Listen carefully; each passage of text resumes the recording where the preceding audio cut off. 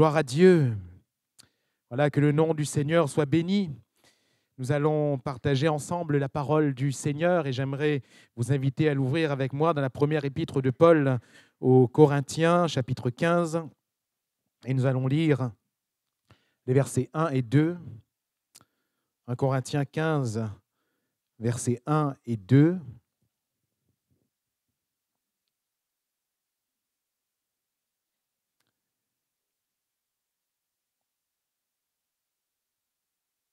Voilà ce qui nous est dit. Je vous rappelle, frères, l'évangile que je vous ai annoncé, que vous avez reçu, dans lequel vous avez persévéré et par lequel vous êtes sauvés, si vous le retenez tel que je vous l'ai annoncé. Autrement, vous auriez cru en vain. Amen. Gloire à Dieu. J'aimerais vous parler ce matin de la persévérance et particulièrement de la persévérance, puisqu'il faut le préciser, vu le texte que nous avons lu, la persévérance dans l'Évangile. Je vous rappelle, l'Évangile que je vous ai annoncé, que vous avez reçu et dans lequel vous avez persévéré. Et dans lequel vous avez persévéré, par lequel vous êtes sauvés, si vous le retenez tel que je vous l'ai annoncé. Donc, la persévérance. Nous connaissons combien cet aspect est important, primordial dans l'Évangile, puisque le même Évangile qui nous dit « celui qui croira et qui sera baptisé sera sauvé », nous dit également dans Matthieu 24 « celui qui persévérera jusqu'à la fin sera sauvé ». Donc, à la foi et au baptême vient s'ajouter la persévérance. Alors, c'est à la conclusion quasiment de cette épître que Paul exhorte à cette persévérance. Après avoir donné plusieurs conseils et traité plusieurs aspects de cette église qu'il a ouverte, et nous rappelons que l'apôtre Paul a pris le temps qu'il fallait pour que cette église ait une édification comme il le faut, des fondements comme il le faut. Et il va prendre le temps, de mémoire, 2 ans et demi environ, quand il va ouvrir l'église dans cette ville, il va amener les enseignements, il va amener tout ce qu'il faut. Mais malgré tout, l'histoire nous montre, et les écrits de Paul également nous montrent, que cette église a connu tellement d'influence, tellement de ministères et de pseudo-ministères qu'il est arrivé beaucoup de problèmes, beaucoup de difficultés, et que cette Église semble vaciller sous plusieurs aspects. Paul ne remet pas en cause l'appartenance de l'Église à Jésus-Christ. Et d'ailleurs, il introduit sa lettre en disant qu'il rend toujours grâce à Dieu pour cette Église. Alléluia. Cette Église qui pourtant a tellement de problèmes, il va rendre grâce à Dieu pour l'Église. Et se rappelant certainement que l'Église n'est pas la sienne, même s'il l'a ouverte, c'est l'Église de Jésus-Christ. Et je crois, frères et sœurs, que peu importe les problèmes que nous pourrions souligner ça et là, l'Église reste l'Église de Jésus-Christ et nous devons donner gloire à Dieu pour l'Église. Alors, nous sommes même heureux, nous sommes même fiers d'appartenir à l'Église du Dieu vivant, la colonne et l'appui de la vérité. Les hommes sont imparfaits, mais Jésus rend son Église parfaite. Les hommes peuvent échouer, mais Dieu, lui, il n'échoue pas. Il n'échoue pas. Et l'Église, c'est son plan, c'est son projet, c'est sa bâtisse. Jésus a dit « Je bâtirai mon Église ». Et dans l'épître de Paul aux Éphésiens, dans le chapitre 5, dans le texte que nous lisons souvent pour les mariages, il est dit « Marie, aimez vos femmes comme Christ a aimé l'Église, s'est donné lui-même pour elle, afin de la faire paraître sans tache, sans défaut, sans ride, devant Dieu le Père. » Alléluia. Et c'est ce que Dieu est en train de faire. Alors, plusieurs problèmes, disais-je, dans cette Église, problèmes de division, problèmes de mœurs, entre autres, de bonne moralité qui est bafouée, problèmes de mésentente même entre les frères, de querelles entre les frères qui sont portés, ces querelles, jusque devant des tribunaux païens, etc., etc. Plusieurs choses à régler. Et après avoir donné tous les conseils qu'il fallait, les directives, parfois les ordres, concernant les divers domaines à traiter, Paul en se dirigeant vers sa conclusion, eh bien, il va rappeler la persévérance. La persévérance. Et la persévérance dans l'évangile que ces Corinthiens avaient reçu. La chronologie,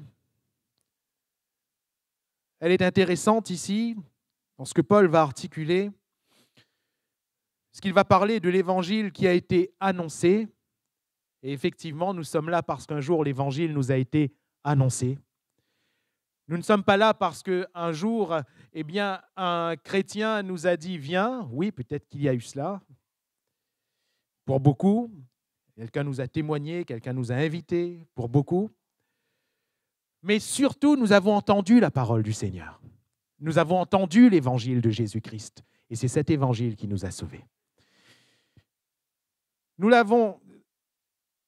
Il nous a été annoncé, nous l'avons reçu. Et c'est important de le souligner, nous le verrons pourquoi dans un instant. Paul dit que eh bien, vous êtes l'église de Corinthe parce qu'on vous a annoncé l'évangile et que vous l'avez reçu. L'évangile, dans quel sens? Non pas seulement dans le sens de Jésus qui aime et Jésus qui sauve, mais l'évangile dans le sens de l'enseignement de la parole de Dieu, dans le sens de la doctrine, de la saine doctrine. Et Paul est en train de dire, en conclusion de tout ce qu'il va apporter dans les divers domaines à traiter pour cette Église, il va dire, comme un résumé de tout, eh bien, ce que je vous ai partagé en vous disant eh bien, qu'il y a de l'impudicité, qu'il faut régler ça, qu'il y a eh bien, un manque de bonne disposition quand vous prenez le repas du Seigneur, il faut régler ça. Quand il y a des divisions au milieu de vous, quand il y a des querelles au milieu de vous, il faut régler ça. En vertu de quoi va-t-il dire tout cela dans toute l'épître? En vertu de la doctrine, en vertu de l'évangile qui leur a été annoncé au départ. Et mes frères et mes sœurs, l'évangile que nous avons entendu et que nous avons reçu, c'est-à-dire accepté, cautionné, c'est aussi un enseignement. C'est aussi une doctrine que nous avons épousée et avec laquelle nous avons dit être d'accord. Et nous avons commencé en réglant notre vie d'après la doctrine. Oui ou non? D'après l'Évangile. L'Évangile nous a servi de base, nous a servi de socle. De telle sorte que Paul dit, par lequel vous êtes sauvés. Vous êtes sauvés. Mais si vous persévérez. Vous avez persévéré jusqu'à maintenant. Oh, il y a des problèmes, on les règle. Mais vous avez persévéré jusqu'à maintenant. Vous êtes sauvés si vous le retenez tel que je vous l'ai annoncé. C'est-à-dire que si vous retenez l'authenticité de cet évangile, de cette doctrine, de cet enseignement qui vous a été prodigué dès le départ, si vous retenez ces choses, jusqu'à la fin, vous êtes sauvés. Alléluia. Ainsi, ce contexte, il est beau, je vous laisserai relire ce chapitre 15 chez vous. Paul, dans ce chapitre, il se déclare lui-même comme étant indigne. Et en traitant dans ce chapitre de la doctrine de la résurrection, il va rappeler que quand Christ est ressuscité, il s'est montré aux 12, aux 11 pour être exact, puisque Judas n'était plus. Il s'est montré aux disciples, il s'est montré aux frères, et ensuite, en dernier, à lui. Et il va dire comme à l'avorton. Il va dire parce que je ne suis pas digne d'être appelé apôtre. J'ai persécuté l'Église. Il se sent indigne, mais il rajoute « La grâce de Dieu n'a pas été vaine envers moi. » Alléluia. La grâce de Dieu n'a pas été vaine envers moi.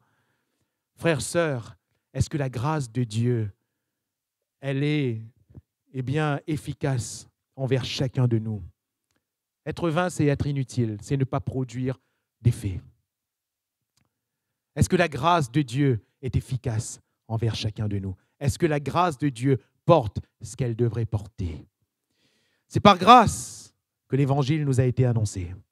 C'est par grâce que nous avons reçu et que nous avons cru dans l'Évangile. La grâce de Dieu n'a pas été vaine et Paul va dire à la conclusion de ce deuxième verset que nous avons lu, « Autrement, vous auriez cru en vain ». La grâce de Dieu n'a pas été vaine, mais il y a la possibilité pour vous de croire en vain. Qu'est-ce qui va rendre quelque part l'Évangile et son action caduques dans notre vie? Ce n'est pas l'Évangile en lui-même, ce n'est pas la parole de Dieu en elle-même, car la parole de Dieu, elle est vivante, elle est puissante. L'auteur de l'Épître aux Hébreux nous rappelle qu'elle est efficace, comme une épée à deux tranchants, qui pénètre, qui partage, qui juge les sentiments et les pensées des cœurs. Rien n'est à cacher, mais tout est à nu et à découvert devant la parole de Dieu. Donc la parole de Dieu a son efficacité, a une grande efficacité. Mais qu'est-ce qui rend vain l'effet de cette parole? Eh bien, mes frères et mes sœurs, c'est qu'à un moment donné, notre foi, vous auriez cru en vain, notre foi devient altérée. Elle devient altérée. Dieu nous fait la grâce de croire. Dieu nous fait la grâce de vivre et de poursuivre dans le chemin qu'il trace pour nous. Et cette grâce, elle est toujours disponible et elle est disponible pour chacun de nous. Nous sommes dans un temps de grâce. Aujourd'hui, c'est un temps de grâce. L'aujourd'hui de Dieu nous dit quoi? Si vous entendez sa voix, n'endurcissez pas vos cœurs. Pourquoi? Parce que c'est un jour de grâce. Alléluia. Si nous avons le mouvement, l'être, la respiration, c'est la grâce de Dieu. Si nous avons des personnes autour de nous pour nous aider, nous soutenir, c'est la grâce de Dieu. Si nous avons une situation, c'est la grâce de Dieu. Tout ce que nous avons est la grâce. Mais la grâce, par-dessus toutes les grâces, c'est cet évangile qui nous a été donné. L'évangile de Jésus-Christ. Parce que c'est par cet évangile que Jésus est entré dans notre vie. Paul met l'accent sur l'évangile ici.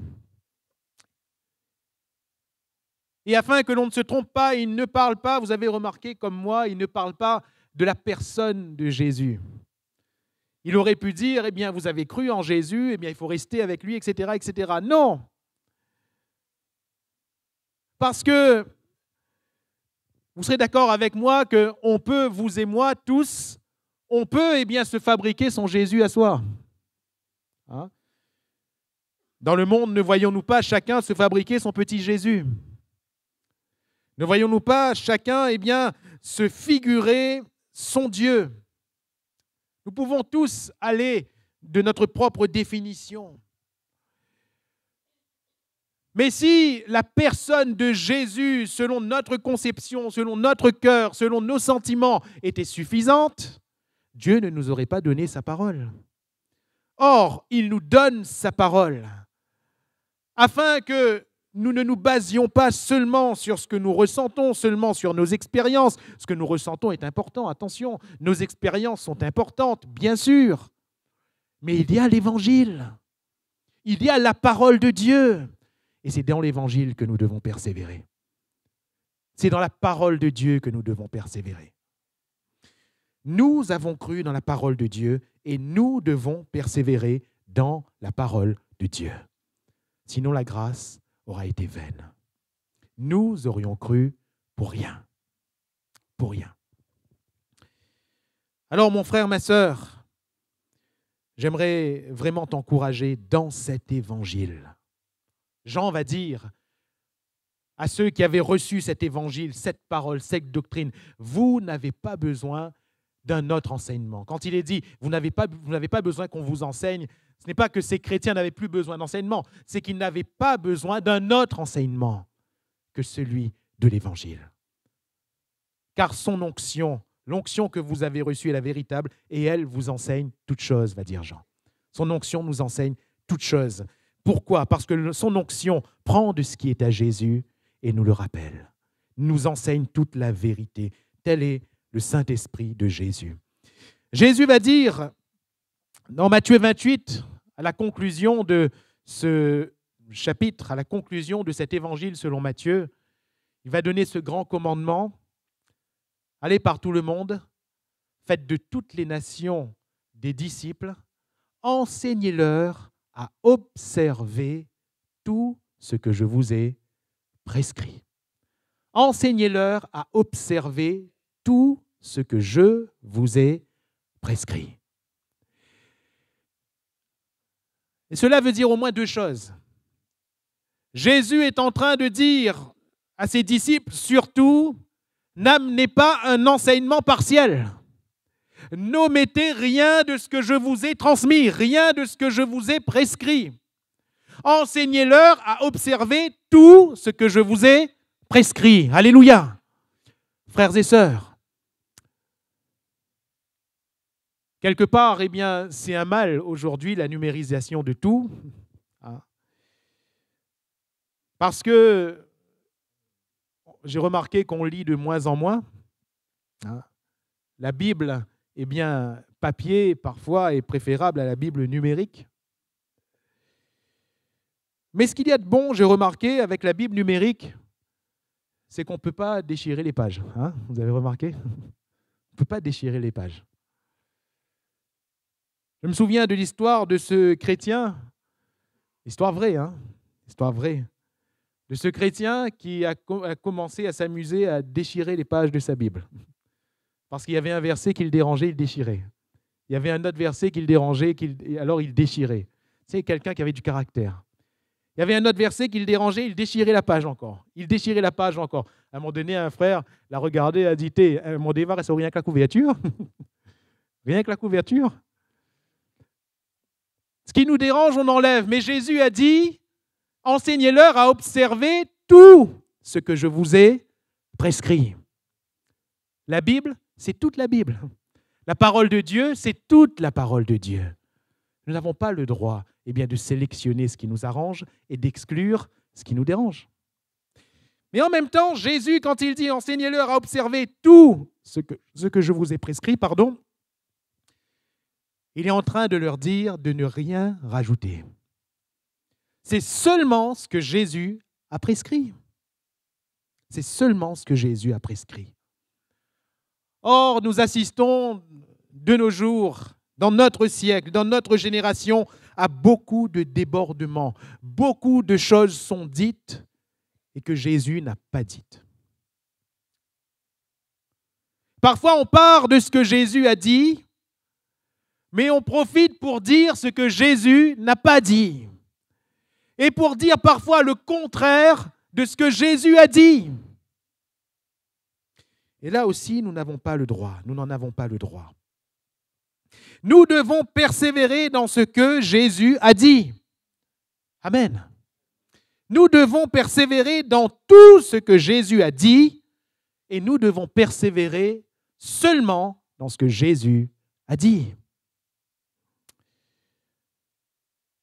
Et pour cela, c'est pour cela que la grâce nous a été donnée. Alléluia. La grâce n'a pas été vaine. C'est pour cela que la grâce nous a été donnée. Frères, sœurs, la grâce de Dieu nous est donnée afin que l'on puisse vivre ce que Jésus nous a dit. S'il n'y a pas la grâce, on est perdu. Et cette grâce, j'aimerais maintenant le voir avec vous, nous permet de persévérer. Et j'aimerais souligner, dans le temps qui nous est imparti, deux aspects de la persévérance. Cette grâce nous permet de persévérer, c'est-à-dire, premièrement, de tenir dans la droiture. Alléluia. Pas par nos efforts, pas par nos mérites, pas par nos œuvres, mais par la grâce. Nous pouvons tenir dans la droiture. Alors, la Bible nous parle de ces hommes qui ont tenu. Pourquoi tenir? Pourquoi persévérer lorsqu'on vit la droiture, lorsqu'on vit dans l'obéissance à l'enseignement de Jésus? Eh bien parce que, voyez-vous, lorsqu'on vit dans l'obéissance à l'enseignement de Jésus, nous sommes persécutés.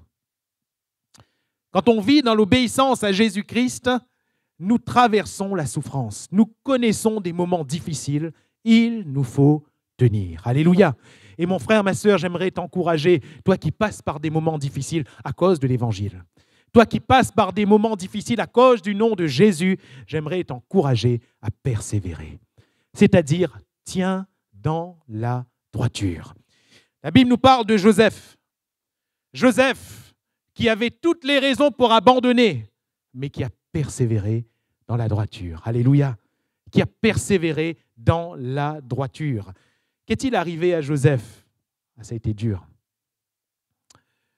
Ses propres frères, son propre sang, les personnes qu'il a aimées. Détrompez-vous, ce n'est pas pour se moquer d'eux que Joseph est allé leur raconter son rêve. C'est par innocence. Et c'est justement parce qu'il avait de l'estime pour eux qu'il va leur partager ce qui lui était intime. C'était intime, ça. Il aurait pu garder pour lui. Pourquoi va-t-il leur partager? C'est comme quand vous allez partager une bonne nouvelle, quelque chose de bien qui vous est arrivé, vous le partagez aux gens que vous aimez. Et Joseph est allé voir ses frères. Et il leur partage ce qu'il a eu comme songe, ce qu'il a eu comme rêve. Ses frères vont nourrir de la jalousie, ses frères vont commencer par le maltraiter, le jeter au fond d'un puits. Voyez la souffrance de ce jeune adolescent. Et ensuite, quand il le retire du puits, je ne sais pas si, dans son esprit, il a commencé à dire « Merci Seigneur ». Il le retire du puits, peut-être qu'il s'est dit « Seigneur, merci de leur avoir ouvert les yeux. Merci Seigneur d'avoir parlé à leur cœur. » Mais il le retire du puits pour le vendre comme esclave. Et le petit espoir qu'il commence à ressentir est à nouveau écrasé. Parfois, quand vous voyez une petite lueur dans la situation que vous traversez, dans les ténèbres qui vous entourent, vous vous dites « Merci Seigneur, enfin !» Et puis la petite lueur disparaît d'un coup. Vous êtes arraché. Qu'est-ce que vous faites? Qu'est-ce que vous faites? Mon frère, ma sœur, je vais vous dire ce qu'il faut faire. Il faut persévérer encore. Le tunnel n'est pas terminé, la vallée n'est pas finie. Il faut persévérer encore. Joseph a persévéré. Joseph est allé jusqu'en Égypte en tant qu'esclave. Et nous le voyons persévérer dans la droiture, puisque dans la maison de son nouveau maître qui s'appelle Potiphar, Joseph est un exemple. Alléluia. Sa persévérance font qu'il est regardé comme un exemple. Son maître même voit qu'il a une supériorité par rapport aux autres. Et son maître le place au-dessus de tous les esclaves. Il donne la responsabilité. Lui fait confiance. Lui fait confiance. Mon frère, ma sœur, persévère et sois un exemple. Sois un exemple. Reste un exemple. Parfois, la souffrance nous fait tendre les mains vers le mal, mais reste un exemple. Persévère dans ta droiture. Persévère dans ton obéissance. Persévère.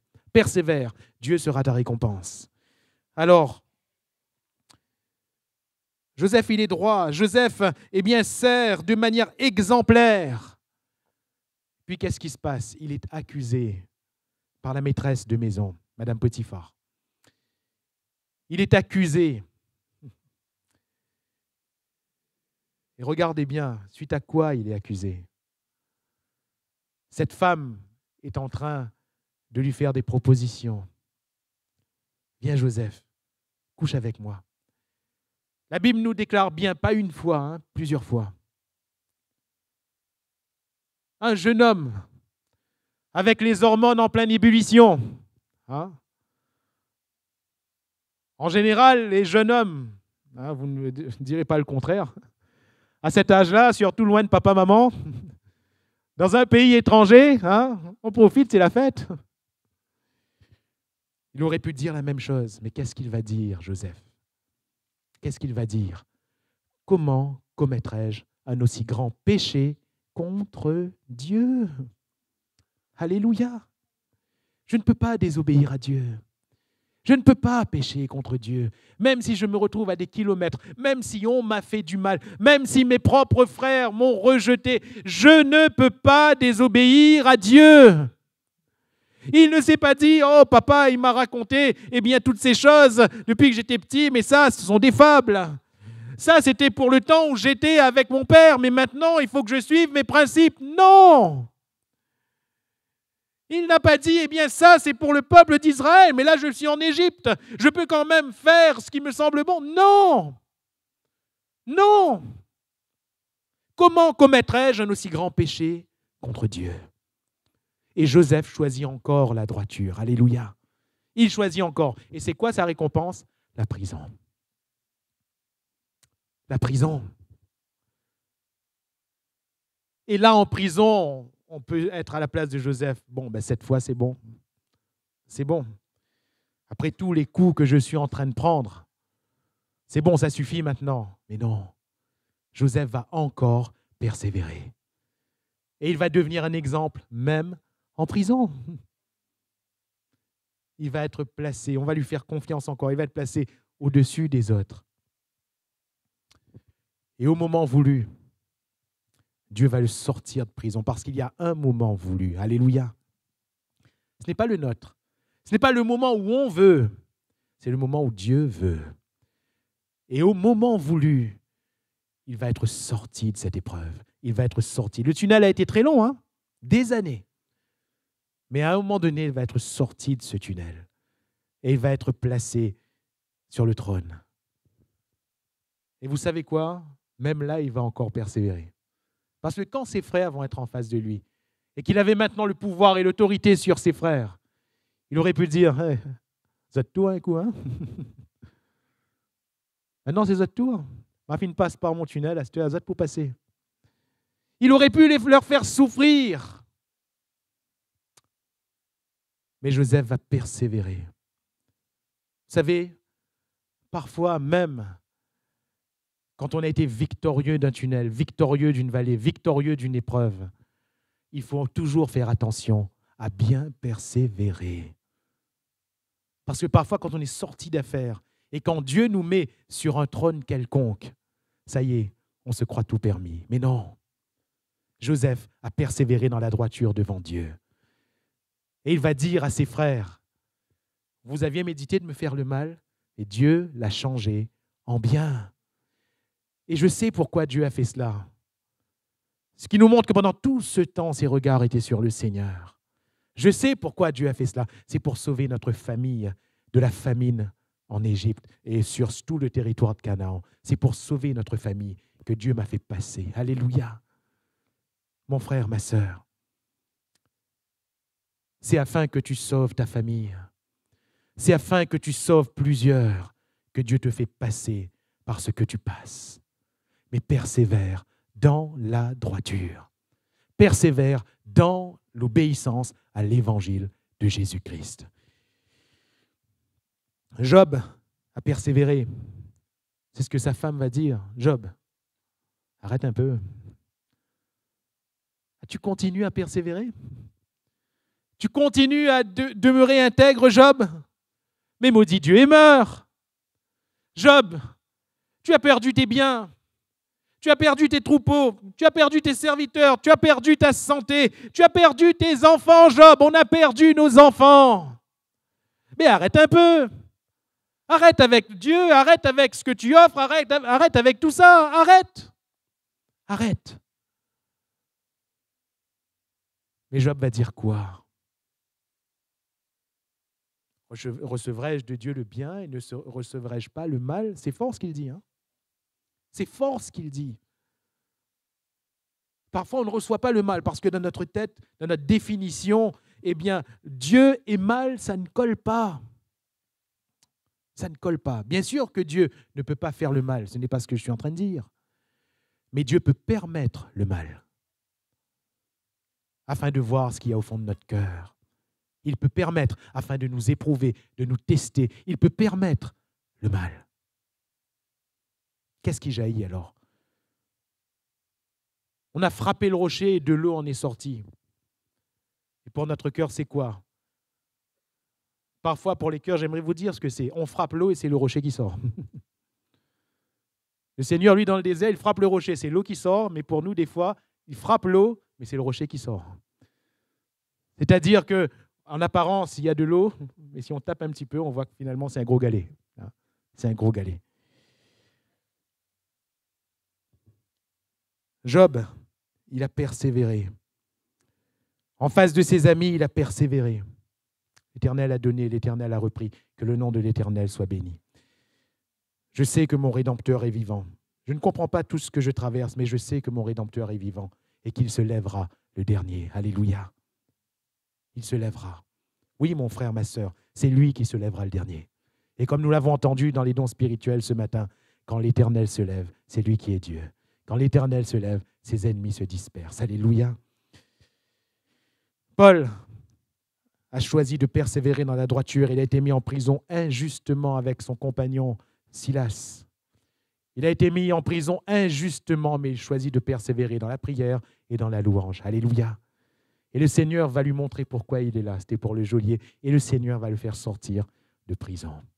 Il a persévéré. Persévéré.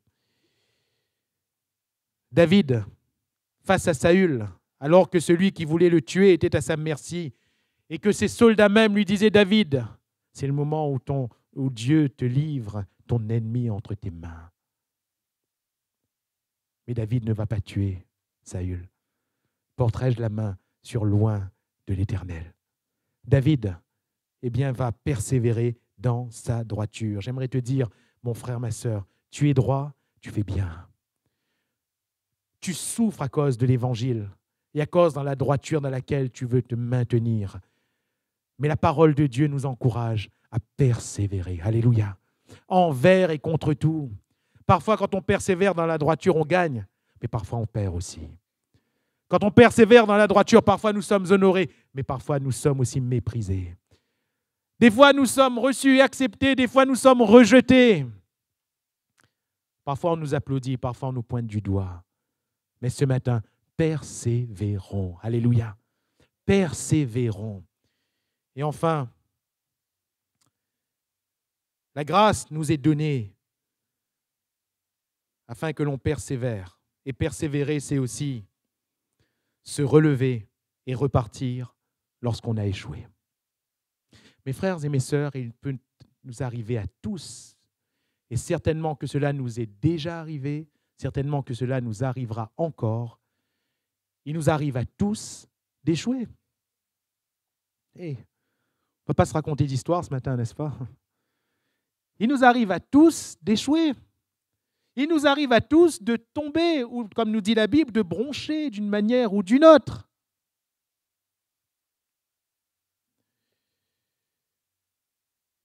J'espère ne pas prêcher dans le désert ce matin. Est-ce qu'il y a quelqu'un qui n'est jamais tombé? Levez la main. Est-ce qu'il y a quelqu'un qui n'a jamais échoué? Levez la main. Non, c'est bon. Ok, on ne couronnera personne ce matin. Persévérer, c'est aussi se relever et repartir. Persévérer, frères, sœurs, c'est ne pas rester dans l'état d'échec. C'est la capacité de se relever et repartir. Pourquoi? Parce que la grâce, elle est là. Alléluia. Et la même grâce nous permet de nous relever et de repartir. Si David a pu demeurer dans la droiture face à Saül, il va tomber. Avec l'affaire de Bathsheba, il va tomber. Il va échouer. Il va pécher. En prenant une femme qui n'était pas la sienne, en faisant mourir son mari pour maquiller cet adultère. L'Éternel va dire au travers du prophète Nathan, tu as fait blasphémer les ennemis de l'Éternel. C'est fort. Tu as fait blasphémer les ennemis de l'Éternel. De quels ennemis s'agit-il? Ce n'étaient pas des ennemis humains. Non, dans le ciel que cela se passait. Dans le ciel. Frères, sœurs, parfois on ne réalise pas. On ne regarde que le plan humain. Mais on ne réalise pas les impacts de nos choix dans le ciel. Car des choses se passent dans le ciel. À l'occasion de Job, il nous est montré que des défis sont lancés dans le ciel. À l'occasion de Job, il nous est montré que Dieu est en train de louer quelques-uns d'entre nous dans le ciel et que le diable est en train de défier. Nous, on est sur la terre, on ne voit pas toutes ces choses. Des choses se passent dans le ciel. À l'occasion, du prophète Michée sous le roi Akab et le roi Josaphat, roi de Juda, il va dire qu'il y a des choses qui se passent dans le ciel, alors qu'Akab, lui, sur la terre, il est en train de décider d'aller à la guerre. C'est tout. Et Michée va dire, j'ai vu ce qui se passe dans le ciel. J'ai vu cet esprit, ce démon, dire à Dieu, je serai bien un esprit de mensonge dans la bouche bien de ces faux prophètes et je le séduirai. Il y a des choses qui se passent dans le ciel. Il y a des choses. Nous sommes sur la terre, nous ne les voyons pas. Tu as fait, David, tu as fait blasphémer les ennemis de l'Éternel. Tu as fait blasphémer. Et David est tombé. Et son péché était là. Et David était dans la misère de son péché. Implorant Dieu pour que les conséquences annoncées n'aient pas lieu, que cet enfant ne meure pas. Ça a été dur pour lui. Parce que Dieu avait décidé et l'enfant était bel et bien mort. Frères, sœurs, parfois nos péchés ont des conséquences terribles. Des conséquences terribles. Et la mort frappe à cause de l'endurcissement de nos cœurs. La mort frappe. La mort nous frappe. La mort frappe notre famille. La mort frappe des personnes que l'on aime et que l'on considère. La mort frappe. Et si elle ne frappe pas de manière physique, elle frappe de manière morale, de manière spirituelle, de diverses manières. La mort frappe. Voilà pourquoi, dans ce temps de grâce, ce matin, frères, sœurs, nous ferons bien de nous repentir. Nous ferons bien de nous convertir. Nous ferons bien de changer de voie avant que la mort ne frappe. Tu as fait blasphémer les ennemis de l'Éternel. Mais David, il ne va pas en rester là. La Bible nous dit qu'il va se laver, qu'il va se parfumer, se oindre, se parfumer, qu'il va manger, qu'il va aller devant l'Éternel. Alléluia. Et il va poursuivre ce que l'Éternel a préparé pour lui, sa royauté. Frères, sœurs, voilà la persévérance. Lorsque nous avons échoué, il ne faut pas crouler. Il ne faut pas se morfondre, il ne faut pas rester dans l'état de chaos. Oui, le péché nous jette dans le chaos, mais il ne faut pas y rester. Pourquoi? Parce que la grâce de Dieu est là. Et sa grâce nous relève. Alléluia. Que la grâce de Dieu te relève ce matin, afin que tu repartes de l'avant, afin qu'à nouveau, tu te laves par le sang précieux de Jésus. Qu'à nouveau, tu puisses te oindre de l'onction divine, de l'Esprit de Dieu, et que tu puisses manger à nouveau à table devant le Roi des rois, devant le Seigneur des seigneurs. Alléluia. Abraham, il a aussi appris cette persévérance. Il était descendu, c'est ce que le texte littéral nous dit, descendu en Égypte. Il n'aurait pas dû descendre en Égypte. Il aurait dû s'arrêter en Canaan. Il est descendu en Égypte et il a perdu quelque part sa femme. Pharaon a pris Sarah pour femme. Et quand il remonte, c'est avec sa femme qui était devenue la femme d'une autre. C'est terrible. C'est terrible.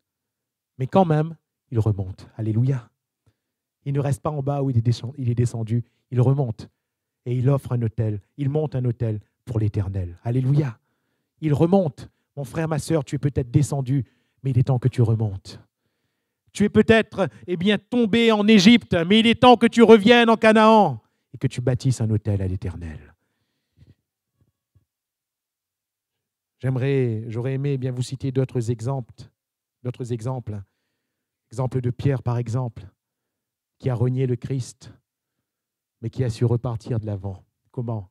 Parce que Jésus s'est approché de lui et lui a tendu la main. Alléluia. Pierre, tu m'aimes? Tu m'aimes toujours? Est-ce que tu m'aimes encore? Alors va, repars de l'avant, Pierre, et paie mes brebis. Alléluia. Jésus vient vers toi, mon frère, ma sœur. Jésus te tend la main. La grâce du Seigneur est là, afin que tu repartes de l'avant. Alléluia. Il veut rétablir ce qui a été perdu. Alors, voyez-vous, nous avons tout reçu pour persévérer, tout. Et rien ne nous manque ce matin. Rien. Rien. L'évangile, c'est l'évangile qui nous a été annoncé et que nous avons reçu, c'est-à-dire dans lequel nous avons cru. Et c'est aussi l'évangile dans lequel nous avons persévéré puisque nous sommes là ce matin. À nous de tenir jusqu'au bout. Il n'est pas dit celui qui persévérera jusqu'à maintenant, il est dit celui qui persévérera jusqu'à la fin, qui sera sauvé. À nous de tenir et de persévérer dans l'enseignement que Jésus nous a donné, dans l'évangile qu'il nous a laissé. Et alors, quand nous irons au ciel, peu importe la manière dont nous quitterons cette terre, sera-ce par la deuxième venue du Seigneur Jésus, ce moment où nous, les vivants, eh bien, nous irons le rejoindre dans la gloire? Sera-ce par une mort de vieillesse? Sera-ce suite à un accident ou à une maladie? Peu importe la manière dont nous allons quitter sur cette terre. L'important, c'est d'avoir persévéré jusqu'au bout et d'entrer dans le ciel en le voyant, se tenir debout et nous accueillir dans la gloire. Alléluia. Dans l'évangile que nous avons reçu. Dans l'évangile que nous avons reçu. Ne tranchons rien, n'ajoutons rien. Prenons l'évangile de Jésus-Christ pour nous ce matin, la grâce qui est rattachée, et avançons dans le chemin qu'il a tracé pour nous.